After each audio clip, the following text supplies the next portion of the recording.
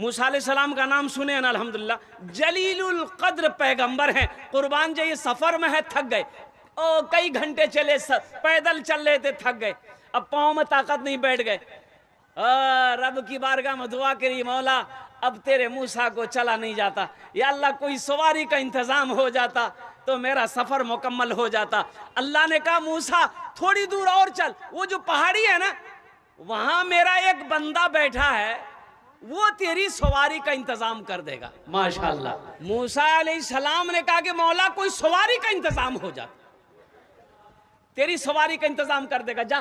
موسیٰ علیہ السلام گئے، دیکھا کہ ایک نوجوان اللہ کی عبادت کر رہا ہے.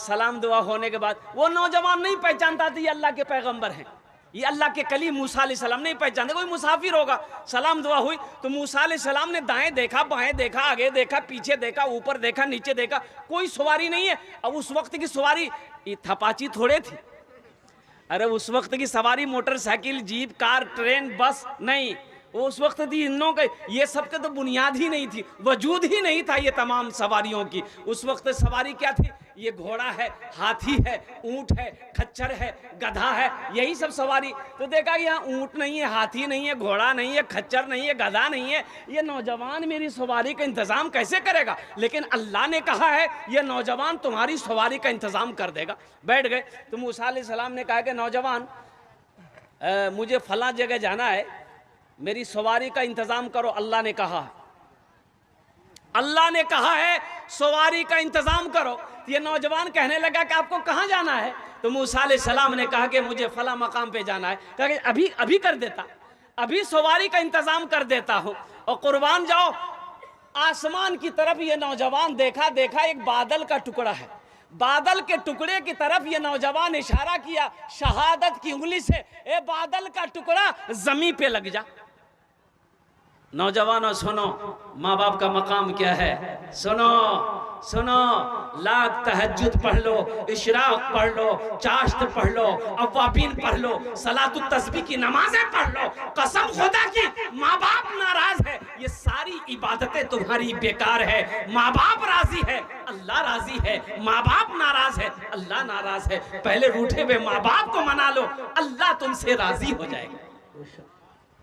ارے سبحان اللہ بولا تھا ماشاءاللہ. تو موسیٰ علیہ السلام نے کہا ہاں موے حیرت بن کر دیکھ رہے. یہ نوجوان نے کہا کہ بادل کا ٹکڑا زمین پہ آ لگ جا.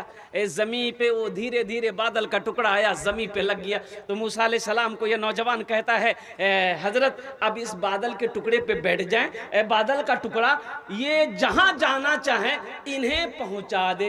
نوجوان کی زبان سے نکلنا تھا، بادل کا ٹکڑا اڑنا شروع ہو گیا. موسیٰ علیہ السلام ہوئے حیرت ہیں، اللہ کی بارگاہ میں دعا کری مولا یہ نوجوان کون ایسا عمل کیا ہے کہ جس کے تابع تم نے بادل کے ٹکڑوں کو کر دیا؟ آخر کون سا عمل ہے، کون سا وظیفہ ہے، کون سی عبادت ہے، کون سا کام ہے؟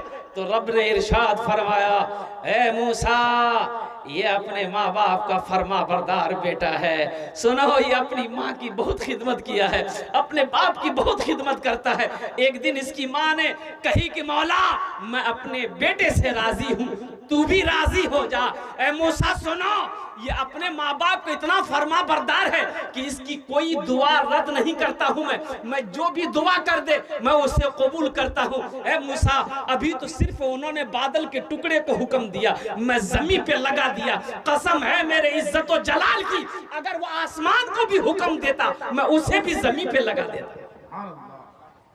یہ ماں باپ کا مقام ہے. نوجوانوں اپنے ماں باپ کے مقام کو سمجھو اور قربان جاؤ. اس میں بہت سارے لوگ ہوں گے جس کی ماں نہیں ہوگی، جس کا باپ نہیں ہوگا. نوجوانوں ماں باپ کیا ہے ان کے دلوں سے پوچھو جن کی زندگی میں ماں نہیں ہے، جس کی زندگی سے باپ عظیم جیسی دولت چلی گئی ہے. اور قربان جاؤ تمہیں آج قدر معلوم نہیں ہے، ماں باپ کا مقام معلوم نہیں ہے. اس لیے نوجوانوں اللہ نے یہ دولت سے اگر نوازا ہے تو ان دولت کو الحمدللہ ان کی قدر کرو، ان کی دعائیں لے کر جنت میں جگہ بناؤ، جنت میں محل بناؤ.